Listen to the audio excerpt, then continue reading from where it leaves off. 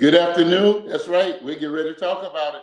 Dialogue with Dozell. We're coming your way. It's Monday night, 8 o'clock. This is what we do every Monday night. We're celebrating our African American history. Listen, we want to wish all of our guests, all of our viewers, everyone who will be joining us later on. We want to wish you the happiest of Valentine's Days, and we're about to get right into it. This is the Dialogue with Dozell. Monday night, we got an extra special. During this African American month of celebrations, we have looked at we're looking at tonight. Well, we're looking at education in our community, education in the African American community. Our guest tonight, Miss Lucy Thomas, who is a retired principal from the Broward County school system, and she has a multitude of information and knowledge. And just a wealth of experiences to share. Mr. Frank Pinkney, our brother, who is still laboring in the vineyard, so we say. He is I'm gonna let him give his official title in just a second. And coming our way via audio, all the way from Hawaii, is Brother Ken Richards. He's also gonna introduce himself. But Sister Thomas is a minister. I'm gonna let her just give her portfolio. Sister Thomas, tell us about you. Well, where do I start? I think I've come full circle. I started teaching in 1973 as a physical education teacher. A little chocolate girl from South Carolina, not used to the heat, decided right on, that's not for me. So I became a biology teacher, and I taught that for 12 years before going into administration, where I had an opportunity to touch the lives of so many people in Broward County. In fact, Brother Pinkney there, Jermaine, was one of my Sunday school students. And I have had the personal opportunity to watch him grow from infancy to adulthood, and had an opportunity to help shape his life. We have many stories of our travels together on the train. But as I worked 35, 39 years with children, nearing the end of my teaching career, I decided to reinvent myself, and I went back to school and got a degree in funeral science. And I decided, well, if I can't teach them, I'll lay them away nicely. And did that for a number of years. In fact, I'm still active in that industry, as well as in the real estate industry and in the life and health coach industry. So I have touched lives from the cradle to the grave and everything in between. And it is such a pleasure and joy for me to share my experiences and knowledge. One of my staunchest beliefs: education means nothing to me if I can't share it with you. So that has been my love, the love of my life. My joy is working with young people and young adults and steering them in the right direction. Not always the sweetest person, right, Jermaine? But always with your best interests at heart. Not only children or young people, but helping young teachers and educators in Broward County. I'm proud to say numerous minority teachers. I was one of the county's top minority recruiters, creating jobs and bringing minority teachers from historically Black universities and other universities across the country to Broward County to pour into the lives of our children.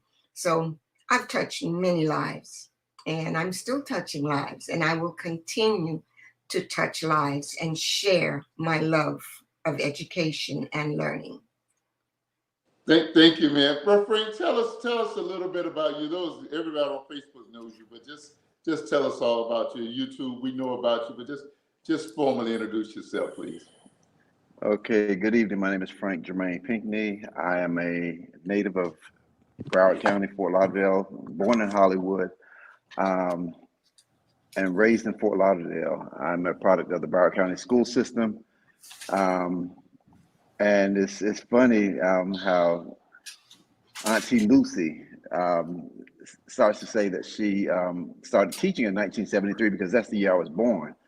Um, so that's very interesting to me because I've known her, like you said, my whole life. I am currently teaching at Piper High School. I just to back things up.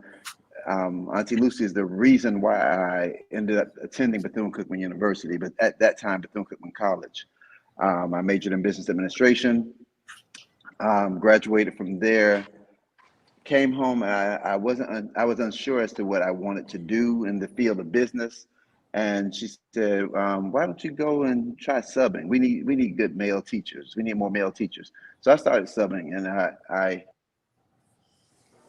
subbing at the elementary school level, and I fell in love with the connections I had made when I moved to the high school level.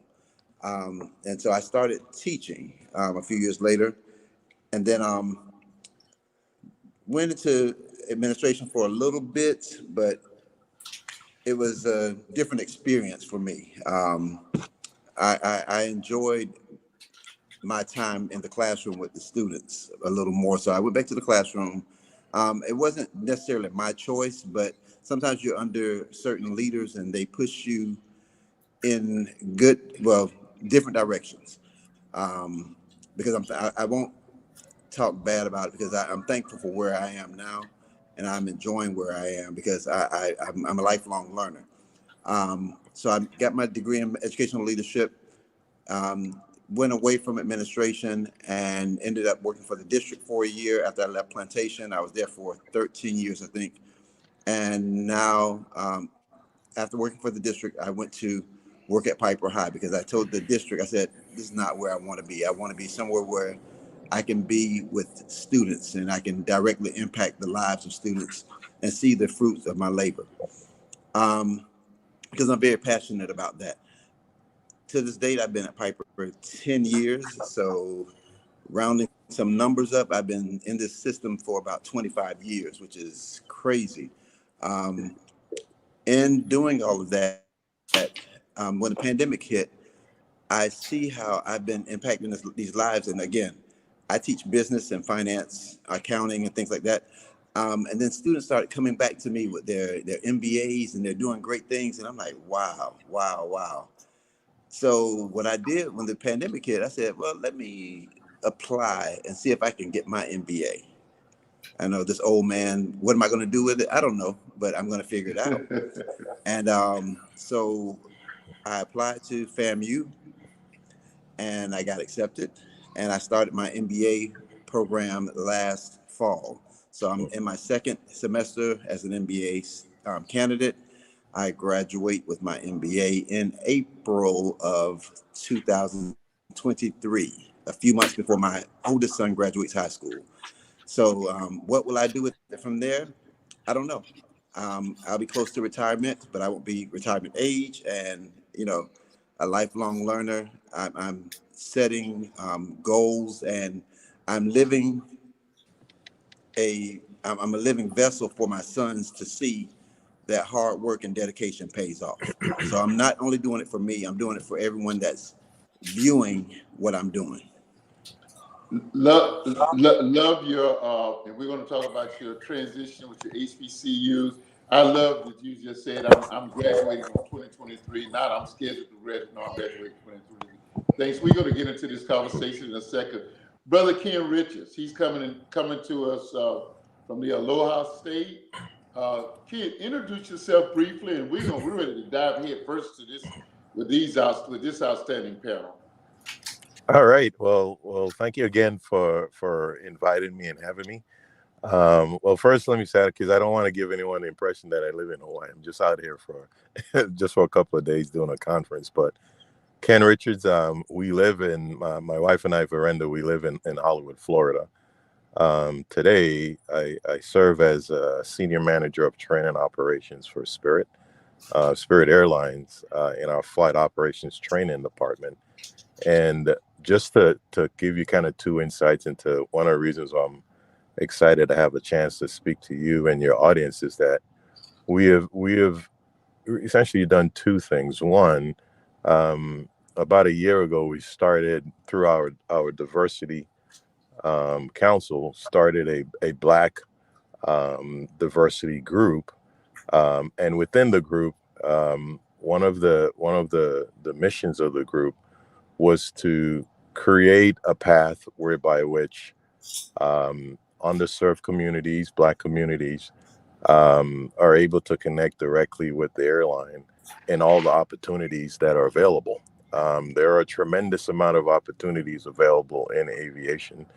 And of course, one of the ways that we sought to do it is the partnership with schools, to whereas we go out and connect with those schools and introduce kids in high school as well as in college to opportunities that are available to them in aviation. It's been one of my experience that over the last 4 years or so, I've had a chance to work at quite a few schools, and I'm amazed at how many of us just don't know about the opportunities that are there. So yeah, again, thanks for having me, and I would be more than happy to share about what we're doing and those opportunities that are available for us here. Thanks, Ken. Listen, I'm gonna ask you, Bro Pinkney, and forgive me, y'all, if you're Miss Lucy and Frank and Ken, if we do that, please forgive me, y'all. There's no disrespect intended. Bro Frank, I'm gonna ask you, and I just said, and I shout out Bro Frank. Bro Frank, I'm gonna ask you, and we're gonna throw this around the panel. Just we're gonna ask about the what do we see the future of education in our community looking like at the end. But what's the current state of education for our students, particularly for Black students, right now? And be just blood raw with us as much as you can in view of your current employment.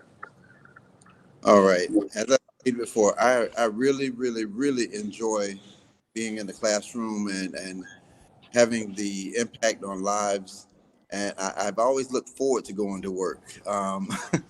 But after this pandemic, my God, it's very, very different. And it's different for teachers and it's different for students. As teachers, as adults, we're able to adjust. These young-minded, the young students, their minds aren't developed yet. So being isolated for a year and a half in their own space, doing whatever they want to do in a sense, has served them a disservice because now they have skills. They are they lack social skills, soft skills, and they have a hard time getting with taking instructions and following through on different things. Some of them have adapted, but a lot of them haven't, and it's very frustrating. It's exhausting, and I can only hope for the turnaround to come sooner than later. But realistically, I don't see it happening anytime within the next 2 to 3 years. It's going to take a little while for it to get back to normal. Just something as simple as walking down the hallways and understanding the flow of traffic when people are coming and people are going. They have a hard time understanding that. Something as simple as that.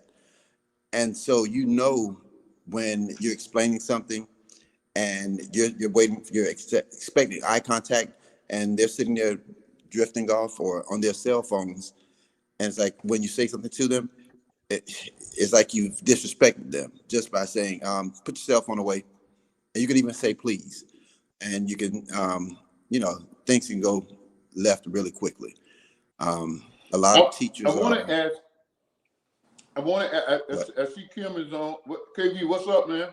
Hey, bro, what's happening, man? You got it. I want to get a broader question into Ms. Lucy in just a second, but I want to ask you. But I'm going to ask you, Kim. But let me just first ask Ken. Ken, almost as an adjunct who goes into senior high school classrooms to share a life skill that can get students immediately in the job market. What has been your experience on the basis of what you just heard Brother Pinkney say? Well, I think he's right on the point. And so much so when we say that, from the Black Council, because we sat around and says, hey, we want to go speak to high schoolers, and we want to go speak to kids in college, and not only tell them about the opportunities that are available, but we want to help them with two specific things: professional development and leadership development. Because in my interaction, that's the very thing that's lacking. It's, you can teach someone a technical skill, but there's the skills that they need to learn how to think critically. There are the skills that they need how to be excellent decision makers or to communicate effectively. All those soft skills are just not taught anywhere. So that was, I mean, you put the gentleman put his finger right on the button. The very thing that you need to excel in a job or a company or whatever it is that you want to do, it's not easily learned or received. So that's why we wanted to focus on those two things: leadership and professional development. KB, your most recent, for you all who don't know, our viewers know Kim has been retired about 12 years. He has worked several jobs in retirement, and one of his last jobs, I'll let him tell it. But Kim, Miss Lucy Thomas is a retired principal. She got your brother started. Just talk to her about discipline and the overall discipline. And she's been out of the system 5 or 6 years, maybe longer. Just and then put your finger on some of your experiences for the family, if you would, please. First of all, I want to start by saying hello to everybody on the panel, Mr. Thomas, Bro Pinkney, and Bro Richards. How's everybody doing tonight? Apologize about being a little late. I'll start out by saying that I'm a retired police officer from here in Jacksonville, and I've worked with juveniles all of my career. I did 26 years with the sheriff's office, retired in 2010, and I continue to work with a lot of so-called trouble juveniles. That's my thing. I like working with the gang members and stuff like that. Those are the ones I enjoy working with. I work with good kids too, but spend a lot of time with a lot of the bad, so-called bad elements, bad apples, I guess I should say. But I was listening to Brother Pinkney just now, what he was saying about the kids and don't even understand the traffic flow. Little simple things as that. I like to give the example when I go talk to kids, and I talk to kids at a lot of the schools when they've been kicked out of their regular school. They send them to this school up here, it's Medi v. Rutherford. And one of the examples that I give the kids when I'm speaking to them, if I'm walking down the hallway and I actually didn't step on your new Jordans, and I scuff one of them, and I keep walking, how you gonna handle that? Well, the kids inevitably always say, well, I'm gonna have to touch you for that. They're gonna have to jump on me for doing that. And I say, okay, you jump on me, you hit me in the head, you run behind me, hit me in the head, I fall down, hit my head on the wall, then hit it on the ground as I'm going down to the ground, crack my skull. Now I'm in the hospital, with my brain is swollen and all that. And a couple of days later, I pass from it, and you go to jail for manslaughter. Half of them don't even understand what manslaughter is until I explain it to them. And then I say, who won that? Did you win that because you came up and hit me in the head and because I scuffed your J's, or was it something that could have been overlooked? And they kind of get it a little bit, and they understand it a little bit better. But I find that most kids in school, and I think Mr. Richards just touched on it, I find that most kids in school and just anywhere in society, most of the younger population now just don't want to feel disrespected. And that's what the guy said. No, you're not going to disrespect me stepping on the school shoes and walking off. So that would be my question. Do y'all find that to be true as well in school? And what's the best way to deal with that when kids, make sure that they don't feel disrespected, yet still they have to understand discipline? Ms. Lucy? You're muted. You got your mute on, Miss Lucy. Got it. Well, I guess I'm looking at the glass half full, while you guys are looking at the glass half empty. I have taught from pre-K to junior college, and I've never found a child, even in these hard times, I am still working with children. Children, yes, want to be respected, but you must first teach them respect is earned. And as an elementary school teacher, Brother Richards, you want to reach them at the high school and and beyond level. And Jermaine, you're talking about high school. But the molding and learning begins in the elementary school. Now, when I was a principal in an inner city school, all of my teaching was in affluent Broward County neighborhoods, where the children coming into my classroom had more than I could ever dream of having. And so I've been on that end. I've been on the entitled end. But when I finally landed in an inner city school in Fort Lauderdale, Florida, where there was nothing, I found my greatest joy. One thing I did as a high school teacher, as every child entered my classroom, I met them at the door. Good morning, Mr. Pinkney. Today is going to be the best day of your life. I address them each, Mr. or Miss, Mr. or Miss. And after a while, they're looking at you crazy, but they get it. So when they were skipping other teachers' classes, they were coming to my biology and anatomy class, which was not an easy subject. But we had that mutual respect. Yes, COVID has changed a lot of things. And yes, I've been out of the system, but people are still people and everybody wants to succeed. When I went to that elementary school, those children had no sense of hope, not an inkling of what the future would bring. Every single day, you talked about aviation. I would tell the first child, what is your future dream? I don't know. I want to play football. I want to play basketball.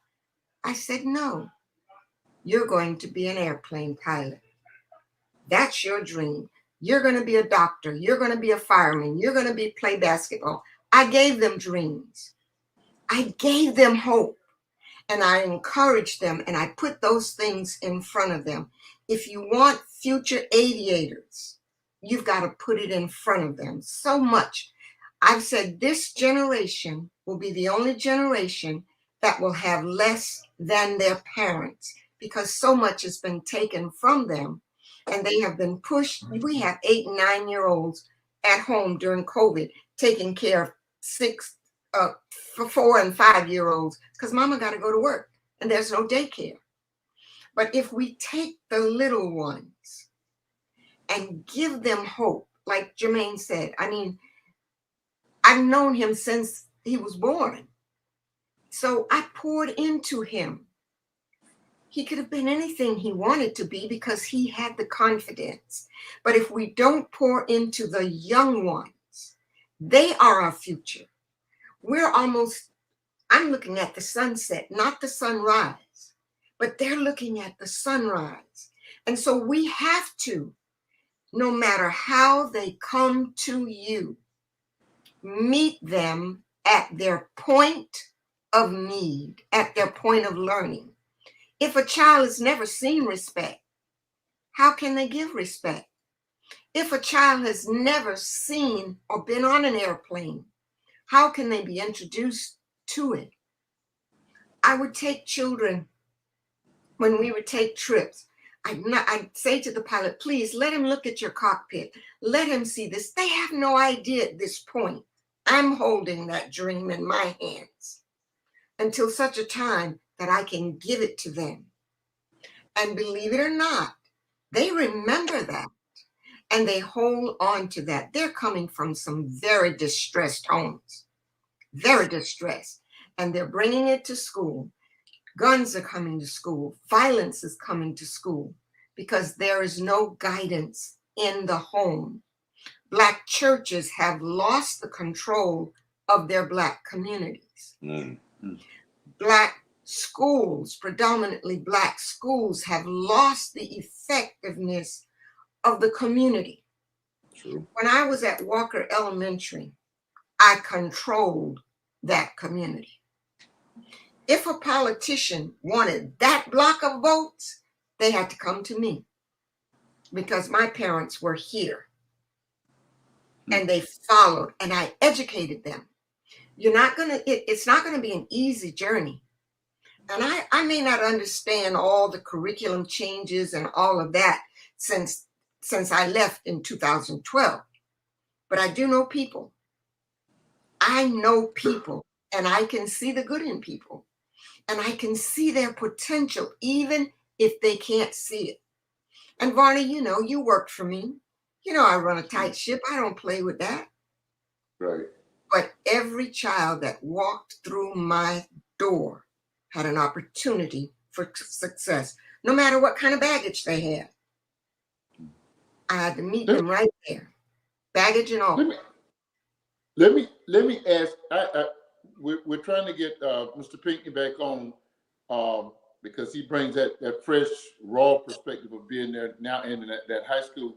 Well, let me ask you, and Kim, you're right there in those alternative schools, and you did the programs there with the PALs. With the push that FCAT had on our students here, I know the pandemic kind of slowed all of that down, thankfully.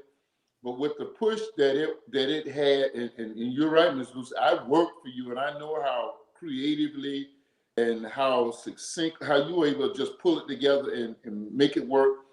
But do we have time to meet our kids' academic challenges when the curriculum is coming so fast? That I'm just wondering that the pandemic kind of slow that down and give us another opportunity to go back and meet a pace where we could really grab our children, whereas we normally don't have. We just got to push them through. The pace is so quick. Now, do we have an opportunity to teach discipline that helps them to academically succeed? Kim, what do you think about that from what you were seeing, what you're doing, what you were doing? Well, as you know, Dozell, I was the program director at the Police Athletic League Education Center on the north side. Here in Jackson, we have a PAL on each side of town, and I was the program director of the education program on the north side. And I'm not an educator. I just know how to deal with people. I'm a people person.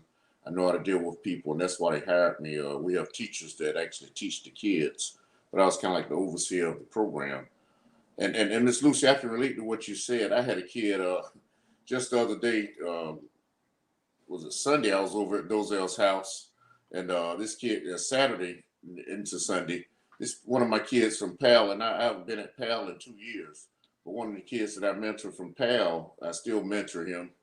He's come to school, kid, and like you said, these kids have all kind of things, all kind of issues at home. I had a lot of kids that came to PAL that didn't have food at home. And they would come there. They can't learn because they're hungry.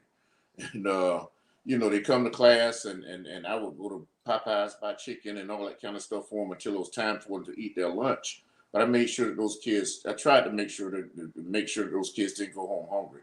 But this one particular kid, I kind of adopted him and gave him some special love because all my teachers, I moved them from class to class to class, and I had different ages I had elementary, pre-K all the way up to elementary, and all the way up to junior high. I'm sorry, all the way up to middle school.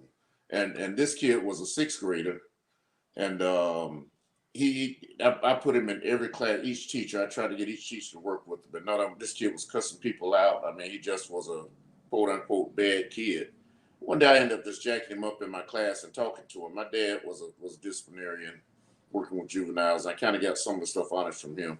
But I jacked this kid up and talked to him one day, brought him in my office, and I just made him just sit in my office the whole day. When he come to school, he'd just stay in my office because I knew he wasn't going to cuss me, and he knew not to cuss at me and not to talk to me any kind of way. So I made him just sit in my office. And I talked with his parents. they actually gave me permission to put my hands on him if I had to. I said, well, I'm gonna work with him and see what I have to do. And then I got him in my office. Long story short, this kid to this day calls me. The other day I was at my brother's house on a Saturday. This kid is no longer in the PAL program. His parents moved out of town, but we stay in touch. And this kid called me 6 times while I was at my brother's house, trying to just to hear me say, "Hey, what's going on? How you doing today?" Or say something to him. And I when I got home here, I made sure I called him and talked to him and spent some time with him. That day, I was trying to just make some time up with my brother and my sister-in-law, Wendy, and just trying to make some good time with them, speak with them. And he just kept calling me. So I know what you're saying about some of these kids. You have to dedicate special sessions, special time with these kids, and that's what I did with this particular child. To answer your question, Dozell, you said what? Give me your question again. I'm sorry. Well, the question is, we have a pace that had to hustle our kids through to somewhat equip them specifically for a test. Did the pandemic slow it down enough that we can grab our kids again and teach them discipline so that they can grasp the academic concepts and so forth? I tell you, the biggest problem I had with the pandemic was we had to do school through Zoom. And when you're dealing with elementary school kids, the attention span is already shortened. And you're trying to teach the kids something over a computer, and next thing you know, you look up at kids dancing, he's jumping around, doing other things and all. The pandemic definitely had an effect on the kids' learning. In my opinion, it had an effect on the kids' learning. But I mean, we would actually get them in, and most of my kids passed all the tests and everything. They did all that. They met their requirements. I'll say it like that. I had great teachers working with me, and they stuck with the kids, and they did mostly everything. I just spoke with the kids when I needed to speak to them, and I made sure that my teachers had what they needed to work with. For a long time at PAL, they didn't get some of the stuff they really needed to work with. So that was my thing: make sure that they had what they needed to work with, and make sure that their job was easier. And that was the biggest problem, I think. But yeah, I think the pandemic did have an effect on the kids' learning and the discipline and everything. I think as far as having to go to Zoom and other ways of learning. So Yeah. I also think that the pandemic did slow it down. But having watched my grandkids and my sisters who are teachers, it all depends on how that teacher embraced that change. My sister actually received an award, and her classroom became an ideal classroom in South Carolina that was shared all over the state because she put in time just like she was standing in front of those children. And FCAT took a big toll, and I'm glad it's gone so that we can get back to teaching and teachers can get back to being in control of their classrooms. Now, I will say this about young children. Yes, it was sometimes hard to keep them seated, but they were always listening. And I watched them close gaps in elementary school where children were at lower levels. And then when they started the back in person or whatever, yes, they were behind, but I see those gaps closing. And the children want to learn. No child don't want to learn. They want to learn. But right now, I think one of the biggest problems in education is the staffing. We have people in education that should not be in education because they do not like children. And I guess they figure, well, this is an easy check. I used to tell my teachers that interviewed with me, if you do not love children, this is not the place for you because this is my garden. I'm watering, I'm planting. Another will water and another will get the growth. If you don't love children, you don't enjoy being around children and accepting them as individuals if you're in a classroom of 18, you have 18 personalities sitting in that classroom with 36 personalities plus 36 personalities backing them up. So you really have to deal with a lot of personalities. And it can't just be a blanket. So it depends on the dedication and how much the teacher wants to put in. And I know you all are overworked and underpaid, but you don't go into teaching for the money. You go into teaching because you want to shape the lives of children. I've had thugs. I had a young man in 5th grade paying child support. I've had those that were on with ankle bracelets, but none of that mattered to me. I was only concerned about the child inside because of environmental conditions, because external circumstances. Children go through a lot, and we don't know it as adults. I am acting up because I'm starving. I just slept on a park bench up under a car. I ain't had no bath in 2 days. And you don't even want to get close to me. I kept fresh shoes, fresh socks, fresh clothes. I kept food. So when those needs arise, I could take care of them and give that kid a good start. So I think teachers have fallen out of love with teaching because of what has been placed on them by the government. There was a separation at one point, but no, it is very political now.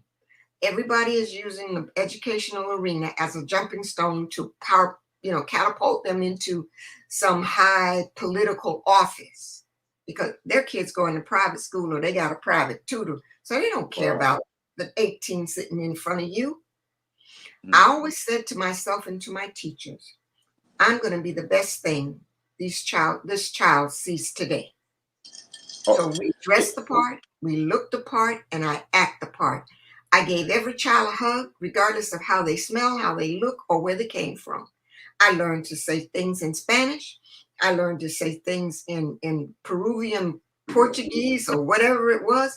I learned to say things in Haitian Creole. Why? Because I needed to show them I'm trying. I'm trying to reach you. I'm trying to meet you at your point of need. So if they see that you're trying, just like with the kids you work with in the juvenile program, they don't want to be bad kids, but they are there and they're still human. They still deserve respect and love. And if you're going to be the best thing they see, they're going to remember that, just like that kid that kept calling you. I started in 1973. I still have kids from my first class calling me, reaching out to me, and all the hundreds of thousands. Why? I always said to my children, through the years, you will change, but I will always look the same. So if you see me on the street, I don't ever want you to be ashamed to say, that's my teacher, that's my principal, I know her. So now when they see me with the gray and hair, they go, but you still look the same. And I say to them, I told you, I will never change. I will always be here for you. And if you don't love what you do, you won't find that spark in that child. Maybe it's like I met a kid not long ago. I think he's autistic. I think he's a special needs child, but put some Play-Doh in his hands and he becomes an artiste. He can sculpt any dinosaur it's amazing. And he just works it in his hands. Take it away from him and he's a basket case. So would it be easier for the teacher to let him mold some clay while she's teaching, or to take it away from him and have him swing from the light?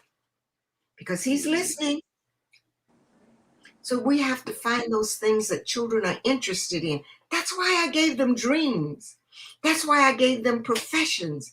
That's why I told them what they were going to be, because they had never heard that before. Nobody said, you're going to be a doctor. Nobody said you're going to be a nurse. Nobody said you'll be a preacher or you'll be a teacher. They never heard that. Nobody said to them, "There's good in you." Yeah, Ms. Lucy, you won't believe you sound so much like the person we're going to be profiling in just a minute. Um, Old school, and Coach Frank and I have the advantage of having served under you and know just what you're saying is absolutely true. Frank, Keen is having some difficulties. I wanted to ask the both of you all. You are catching the kids on the far end as they're heading out of the door, and you're putting a career in their hands. I want to be real, but I want to try to stay positive with it. What percentage of kids do you realistically say are? And I heard you say you've had kids from back when you first started teaching, but in this state, I want to look at 2022, other side of a pandemic. What percentage of kids do you see really looking to grasp and get out and do what you're training and preparing them to do? That's for you and Ken. Well, I teach finance and entrepreneurship. I do see a lot of these kids. They are entrepreneurially driven. So if they find that niche and they stick to it with the proper support and guidance, I tell them always, an entrepreneur isn't always an entrepreneur and only an entrepreneur. You have to work for someone else, watch and see what they're doing right, and watch and see what they're doing wrong while building your monument, or I can't think of the word I want to say, but I see a lot of them doing that. A lot of them are going to college, and I encourage them to go to the college, go to the military, and get all that you can while you don't have any other responsibilities. Because, like I said, I'm 48 years old and I'm in school, and it's with a family. It's rough. It's rough. It's rough. But I'm determined. I'm not letting anything stop me. And again, if I'm their example. If I can do it, if you're a parent, you may not have the parents that are the example, but I'm your teacher. If I can do it, you can do it. And I like what Ms. Lucy said about if you don't love the kids, then why are you there? Why are you there? And in high school, I have 40 plus sitting in front of me at a time. But trust and believe, they're safe, and it's a well-organized environment. But that's what I see. Ken, you're on that other side. You're teaching. You're actually doing training that gives our young people an opportunity to come out with college credits, as I think you said. We got an audio problem. We're going to fix that during the break here. What do you see? What carrot can you dangle to get a higher percentage of kids to grasp just what Frank said and what Ms. Lucy and Kim are setting what they're predicating for? Yeah, I have seen over the years, just and what we do is that we work with two schools, Embry-Riddle, which is an aeronautical university in Daytona, and Broward College. And so that's been my experience. I've tried to work with FMU, but they for some reason it's pretty hard to set that up. But to answer your question, the carrot, man, in my experience, there's a lot of kids that are motivated and they have the desire to go and be and do something, but I'm not too sure what that something is. So somebody like me comes along and say, hey, while you're trying to figure it out, here's the path. Now, to get to the jobs that we offer, some will have to go through college and some will not, right? So the two things that I see that are obstacles. One is for example, if you wanna go through my program and become an instructor pilot, then you have to go to college. But there was a time in the past where to become a pilot, you had to go to college. That's no longer the case. But just to become a pilot, forget going to college. Um, you have to find that money. So finding that money is a huge obstacle. So even though you're motivated and you want to go do something, finding that money is an obstacle.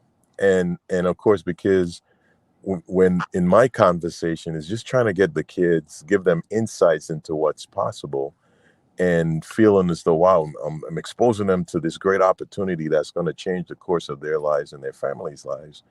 But the big issue is finding the money. Then we kind of switch to, okay, great. Here's some paths that's ahead of you that helps you to find to get the money that you need so that you can go get your goals and dreams. So yeah, I for me, the thing I sell the most is, here's an opportunity for you to get into a career path, or an industry that allows you to exceed your expectations, allows you to see the world, allow you to be in a position to turn around and help others.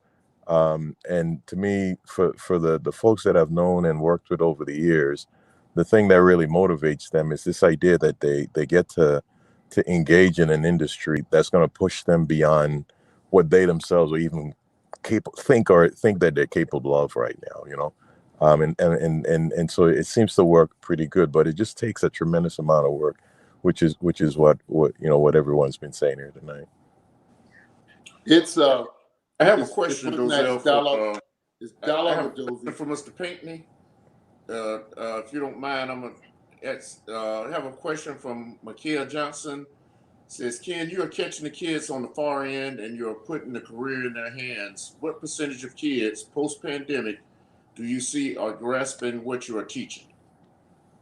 Um, by percentages, and man, this pandemic, like everything else, threw a big wrench into what we were trying to get done. Because there were times where, I spent a lot of time at Broward College.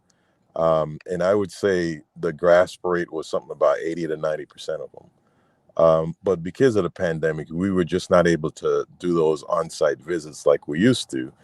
And we would have the same kind of informational events, relational events, but they were remote. So the grasp rate and the relationships and the capture rates were something, close to 40%. It's only now, one of the things we're looking forward to right now is just being able to get back out to those places, because indeed, yeah, there's nothing like being with that kid and be able to read them and them read you, and build those relationships. But yeah, when things were pre-pandemic, being able to connect with the kids in high school and in college, Broward College, and granted, a lot of that was really easy because by the time you're in college, you have some insights into what you're trying to do. So that was another factor as well too. But yeah, it's about 80% or so. Ken, I have a Yes. student for you. Mhm. He's attending Emory-Riddle Mhm. right now. Yeah. His name is Khalil Davis. Mhm. He wants to be a pilot. Right. Very smart, on it. And that's Kalil Davis. So Okay. if you could somehow put your finger on him and let him know, there's all this out here for you, I would greatly appreciate it. I mean, Well, he is certainly a deserving student. Really, I, really bright boy. He's a current student at Emory-Riddle.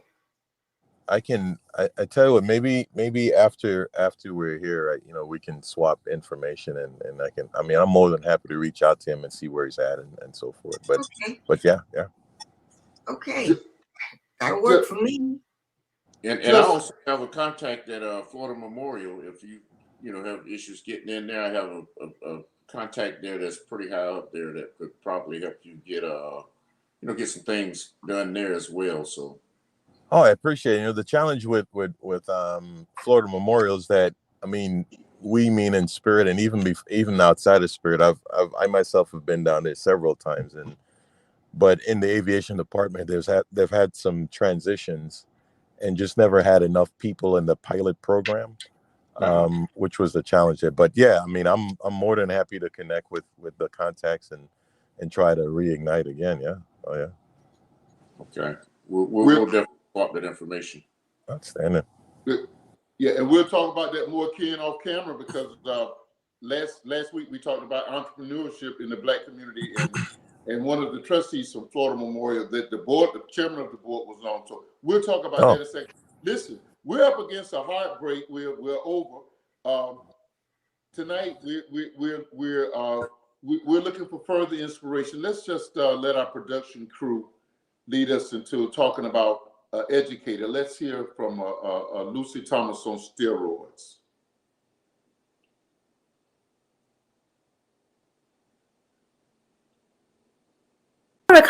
Marva Dolores Collins, was an American educator, best known for creating West Side Preparatory School, a private elementary school in an impoverished neighborhood in Chicago, Illinois. It opened in 1975. When she was young, Collins went to a strict elementary school and a one-room schoolhouse in Atmore, Alabama, an experience which influenced her later in life. She graduated from Clark College, now known as Clark Atlanta University, in Atlanta, Georgia. She taught school for 2 years in Alabama, then moved to Chicago in 1959, when she taught as a full-time substitute teacher in inner-city Chicago public school system for 14 years. Dismayed at the low levels of learning that she felt some students were experiencing in particular areas, Collins took $5,000 from her own teacher's retirement fund and started a private school in the top floors of the West Chicago neighborhood, where she lived in 1975. She founded the West Side Preparatory School. West Side Prep became an educational and commercial success. Collins created her low-cost private school specifically for the purpose of teaching low-income Black children whom Collins felt that the Chicago public school system had mislabeled as being learning disabled.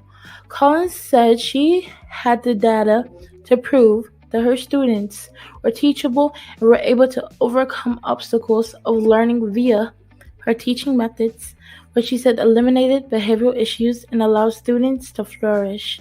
She issued assignments she believed built confidence and gave students a sense of responsibility. She felt time spent with students was more valuable than distance creating audio-visual information.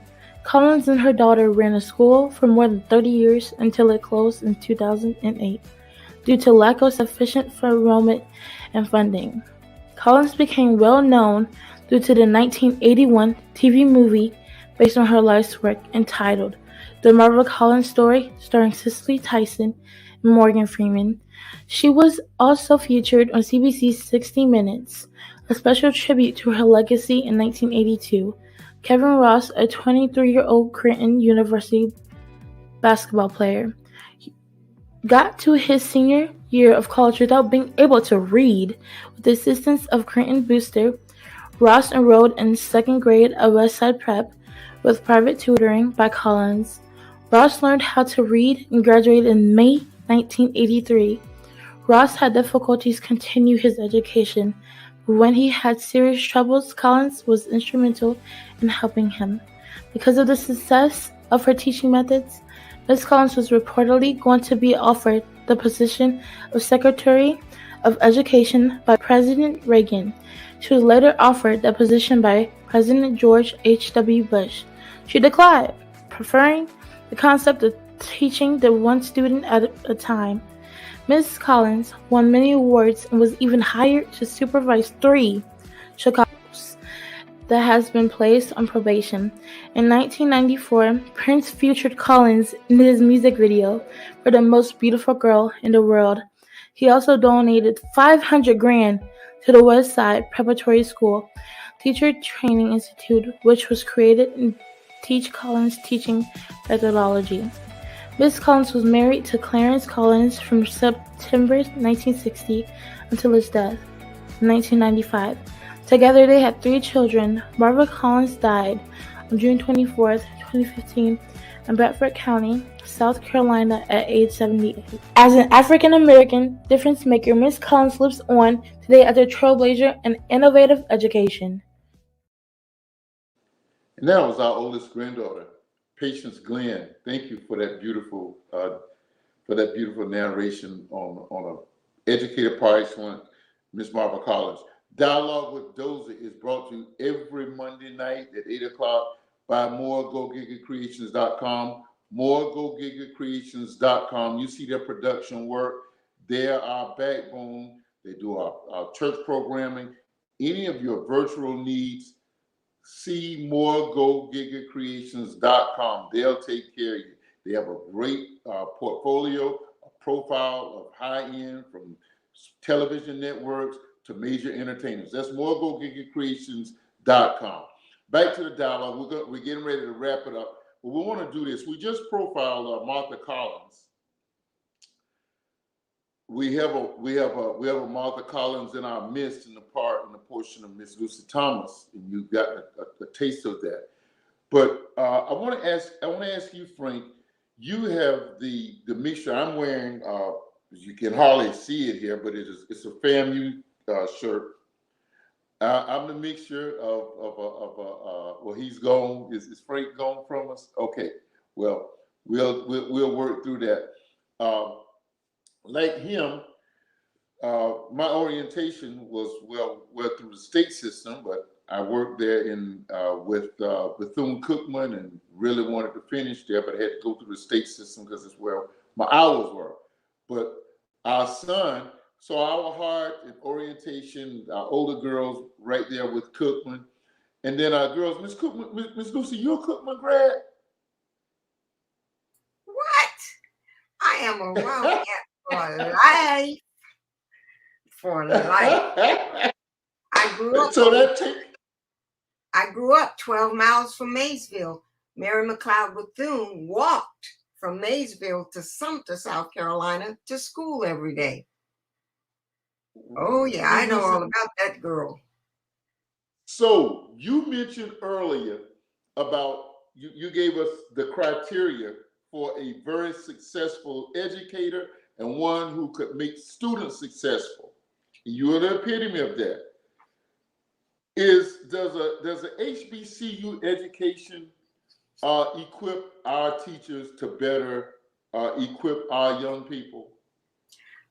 I think the answer is yes.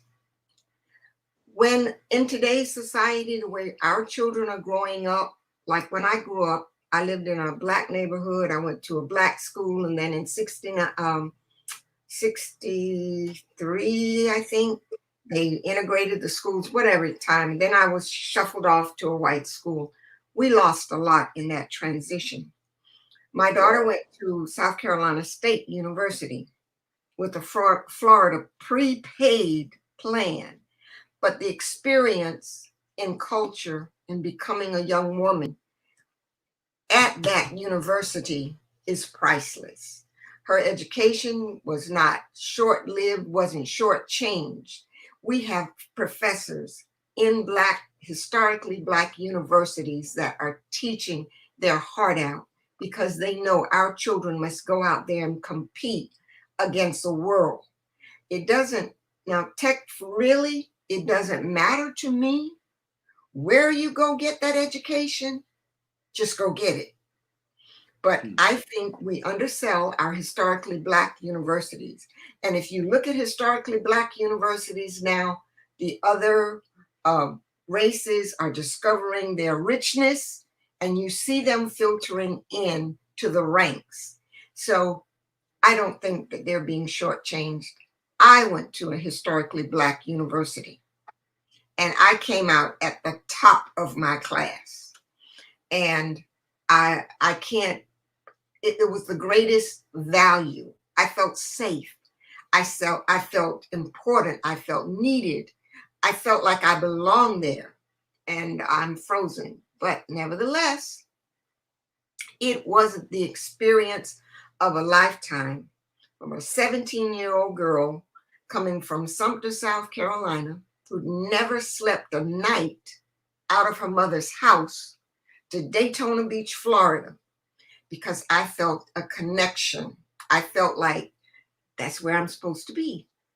And I went, I had to leave everything at home. I had to leave mother, sister, brother, didn't know anybody, but I went. And I think education resonates with me because my beginnings were humble, very humble. We had nothing, but we didn't know it. I didn't even know that I grew up poor. I didn't know that because I had so much love and so many people touching my life, shaping me at the church. And I mean, believe it or not,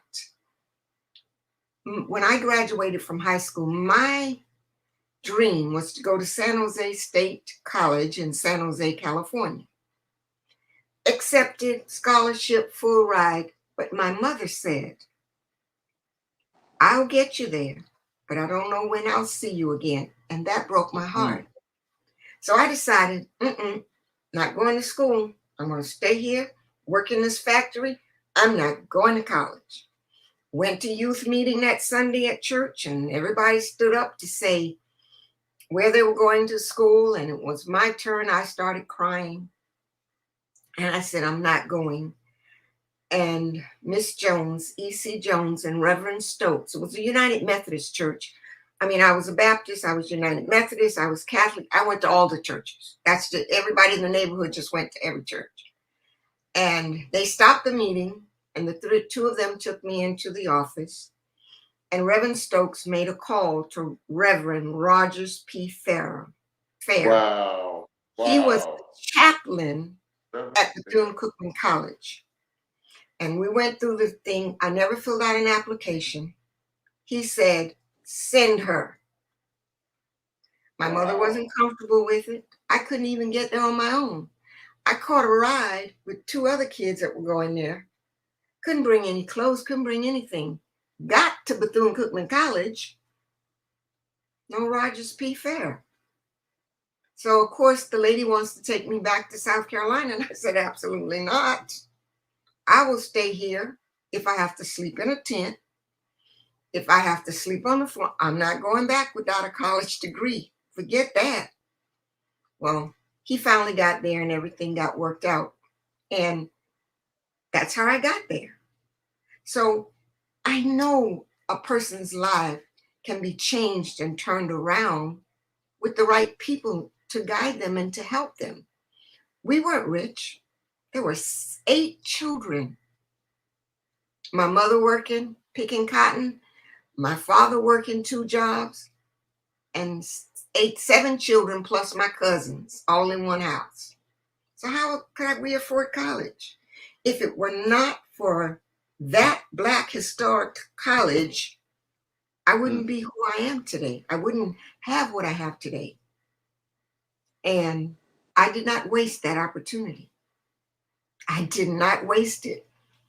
Every semester, I was on the academics president's list. I didn't waste it. And education became important to me because we knew in South Carolina, we knew who Mary McLeod Bethune was. We knew her struggle. We knew what education meant. We were taught that from the time we could walk. So getting an education, whether it was at the historically Black high school and graduating, or for the first 9 years, I went to a historic all Black. Didn't see a brand new textbook until I got to that white school. But I outshined everyone. So don't tell me that an education in an all Black situation is inferior to that of a great university, because it simply is not true. I'm living proof. It's not true. It depends on how bad you want it, how much you want to fight for it. And you know, if I could kind of give a plug here, since we're talking about Black colleges and Black schools, here in Broward County, since I came here in 1973 and so forth, before that, they have phased out predominantly Black high schools, just closed them. And I think that was wrong. We have our Dillards, we have our Stranahans, we have our Boyd Anderson, we have our Hallandale High, we have our Blanche Lees. But when they closed Crispus Attucks High School in Liberia, they ripped the heart out of the community and they could never regain it. Now, it is a middle school today, but when you reach in and just rip out the heart and expect the community to be okay, it's not okay. It's not okay. That Crispus Attucks High School, those alumni, they are such proud people. It was everything to them. And they did reconsider. They didn't close it. They made it a middle school. So it is still in the community. And, probably not the time, but I'll go ahead and plug it because I want everybody to know that they're trying to, for Black History Month, I don't know if you can see this, they're preserving the history of the Black high schools that have been phased out in Broward County. A young man by the name of Emmanuel George from the Black Orchid Foundation is doing an oral history. He's videotaping. He's all the old people. You know how we tell stories and they go from, this history will die if someone doesn't record it. The things that we know, if we don't tell somebody, it's just going to disappear. So they're doing Ode to Attucks High School. There will be a showing on February 18th at the Destination Sistrunk. The doors will open at 7 o'clock. The film starts at 8 o'clock p.m. And then again on February 24th at the Cornelia Worship Center in Hallandale at 4900 West Hallandale Beach Boulevard. They're going to show this again. It's a beautiful film. It is tremendous history of Broward County. They showed it to the teachers at Attucks today on their early release day. And it has been approved for them to show this documentary to the students at Attucks. Hopefully this will help instill pride. This would help them gain a sense of, this is an important place, because we have to teach our young children. We can't just rely on the books or the teachers to teach them. We have to teach them what a Black community is and what it was and what it is now and where and how it can be better. They're going to be the ones to take over. So they must know this history. This can never happen again. We cannot let them close or rip out the heart of another community. We can't. We just can't allow it. I love the way you reminded me so vividly when I remember that you Cookman alumnus. What? Absolutely. Well, listen, thank you for that great summation, and I hope you all are hearing those dates. Contact the dialogue, and we'll get those to you. We're getting ready to close out. Just a couple more things. KB, go ahead, Kim. We still got that tribute, Kim, but go ahead. Because I was just going to mention Gilbert High School, and your daughter's a graduate of Stanford. Go ahead. Kim? Can't hear you, bro.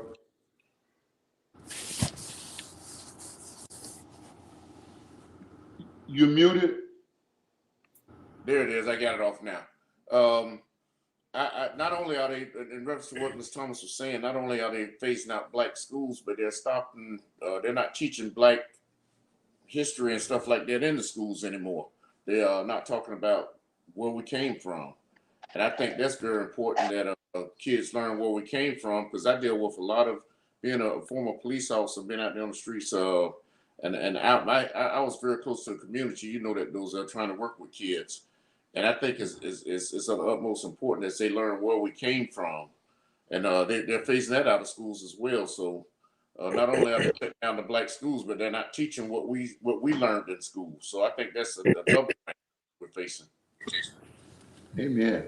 Hey, Ken, go ahead and we want to hear what make a pitch for your program and just tell us how you can be contacted. Even maybe we can get you in some other schools or whatever. tell us about what you're doing again so that our audience knows and is aware and can tap into the resources that you are. Oh, great! Thank you for that opportunity. So we essentially have two programs, and one program is where our Black Council at Spirit Airlines is seeking to partnership with, again, high schools, mainly high schools, so that the Black Council can then expose or introduce um, high school students to the opportunities in aviation that's available to them. And so that's one program where we come out and again we speak to what an airline does, what are the functions within an airline, and because we are a growing airline, here are the opportunities that's ahead of us, for the next 5, 6, 7, 10 years. So that's one program. An additional program, and this is mainly focuses at those who are in college and know they want to be pilots and so forth. Because normally, you go to college or you go to flight school and you get all your pilot's license and so forth. You need to build your hours before you can get a job flying smaller airplanes so you can get some more hours to fly larger airplanes.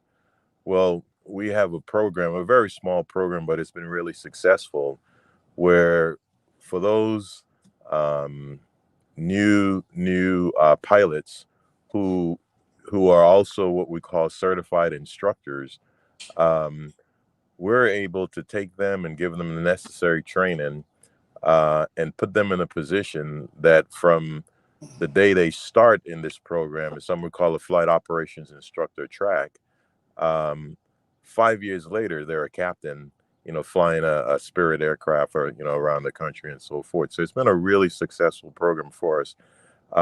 And again, I've tried my best because I'm the one that run it, to find as many minorities and to get into the program, but just running into a qualification block. So this is one of the reasons why I really want to reach out and let kids know ahead of time, hey, there's this great program, but you have to do the early work to get to it. So between just partnershiping with us, because it's not everyone wants to be a pilot. There are tons of different jobs that the company's offering right now.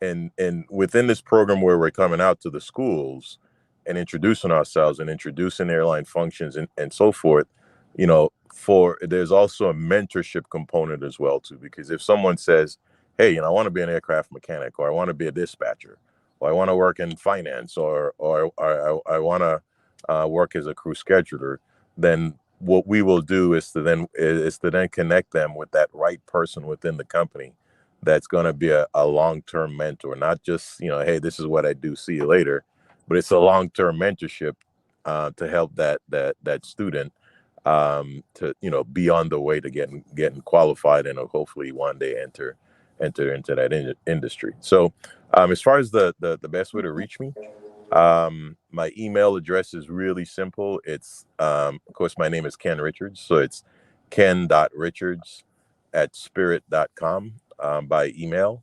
And yeah, if you send me an email, I will definitely circle back and answer any questions or provide any follow-on information that's necessary after that. All right. Well, Ken, thank you so much. I was trying to get that up. I didn't know if the producers would get that up, and it'll be permanently affixed to this. Thank you, and Ms. Lucy, thank you Great. so much for coming by and inspiring. This is what this is about. Education is informational, it's education, but it's inspiration. And sometimes we have to be inspired, and that's what I think we have gotten tonight out of what we've heard from you all and Frank when he was able to be with us. A whole lot of inspiration. Inspiration can take us beyond some of our limits and stretch our boundaries. And so grateful we are for you all being with us tonight. Thank you, Ms. Lucy. We certainly appreciate you. And we're going to ask you to stick around. We're about to close out. Kim has a special tribute, and I'm just letting him do it because Well, I actually didn't send the voiceover to Toy, but this tribute, I sent her several pictures, and it's reference our father, Dozell Varner Sr.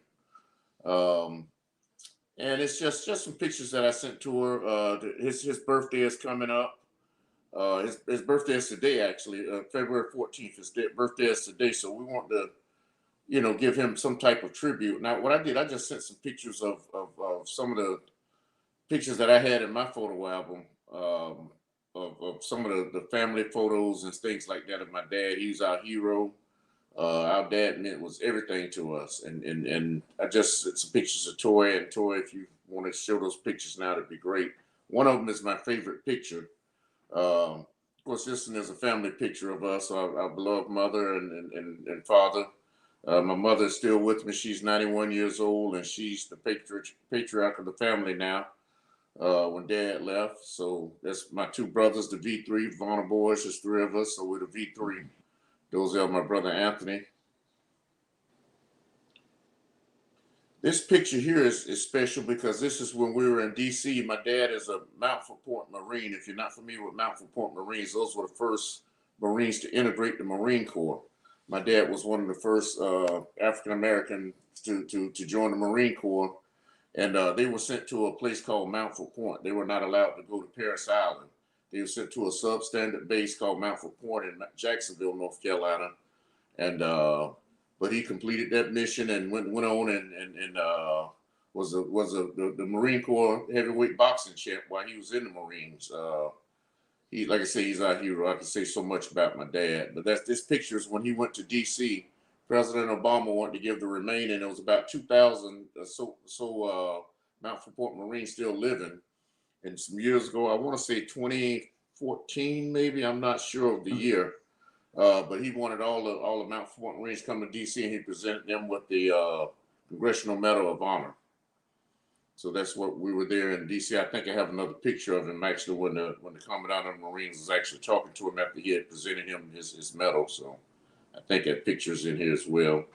This is at I believe it was Kimberly's wedding. It was a wedding. I think that's Kimberly's wedding. Those are, if I'm not mistaken, when her and Jonathan got married, it's not. I think that's Kimberly's wedding, and they got married in Orlando. Yes. Yeah, that's what this picture is from. That's me and my two brothers, my sister-in-law, and my parents. When Kimberly was married, that's what this picture is taken. This picture is my dad was with the Jacksonville Sheriff's Office as well. Did 46 years with the Sheriff's Department here in Jacksonville. I said 46 years with the Sheriff's Office. His last 20-some years was coaching boxing at the Police Athletic League. But this is the first black sheriff in the state of Florida. Sheriff Glover presenting him his medal, this certificate, and also a pen a tie clip pen that they give with a different color stone in it. Nobody had never seen a stone with 46 years, represent 46 years in it. So this is when he was presenting his stone from Sheriff Glover. Myself in the picture, I was on the department then, myself in the picture, and my mom standing next to her, where she always is, standing next to her husband. So this is actually the picture of the Commandant of the Marine Corps presenting my dad with his medal and thanking him for his years of service.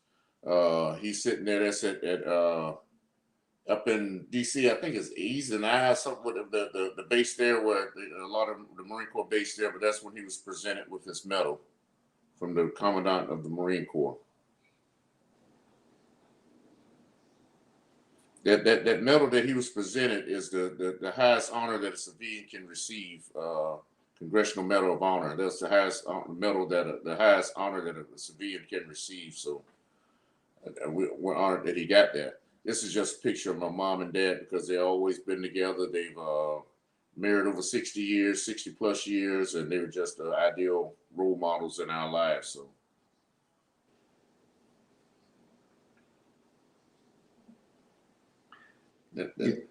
The last picture is that picture there is also up in DC, at the hotel. We just took a family photo together. And I think Tori, I don't know if she received, or sent her a picture. I've been looking for it all day, and I finally found it. I sent it to her of when I was still on the job. We did a event called Guns and Hoses where I boxed in the against the fire department. It's 3 1-minute rounds. Yes, this is it right here. This is probably one of my probably my favorite picture. My dad was my trainer, of course. He didn't want me to box at first. He coached boxing all his life, and I jumped in it and fought. And within 1 month, decided to get in the ring, and he thought I needed more time to train. I ended up knocking my guy down 3 times. And he claimed me a natural and said, "Hey, next year we're gonna start early." And this was that next year. This is him leading me to the ring. And behind me is my son, Desi, who is no longer with us. So this picture means a whole lot to me, with my dad and my son being in it. Neither one of them are still with me, but I had my dad's back and Desi got my back. So it's him leading me to the ring. And this is the highest ranking African American in the Marine Corps at the time, when my dad was presented his Congressional Medal of Honor. It's actually around his neck, but you can't really see it too well. But that honor, that medal has been put in the safe deposit box, and it's really special. That's just a picture of my king and my queen right there. You know, my dad and my mom. Just a special picture. I always like this picture of the 2 of them. That's my dad back in the locker room. I was getting ready to go out and fight, listening to my music, getting crunk, and my dad took a photo op with my father.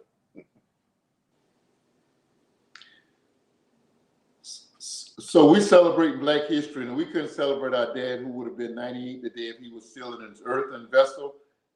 We're just grateful. Thank you, Dialogue, and thank you for the comments that we're getting.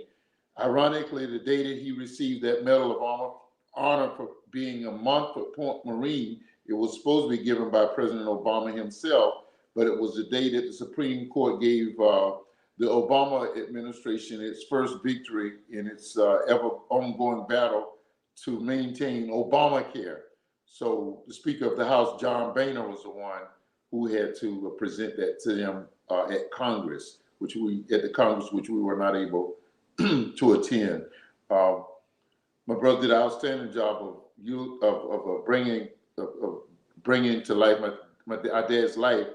However, one of his greatest works was that he served as the superintendent of Duval County Parental Home for colored boys for about 20 years, and he turned lives around, many lives. And we want to mention Mr. Charles Sutton, who was going to be eulogized this week, was a good friend of Bob Hayes. Our dad taught Bob Hayes into becoming a football player. He was always a track star, but he was scared of the contact. He taught him into playing. Miss Lucy, he went to FAMU. He and Charles Sutton together. They both, of course, went to the Cowboys. Charles Sutton had a murmur in his heart. He had to come back to Florida. And my dad hired him at the boys' home, where he was a role model for so many of us. And Kim had an experience with him.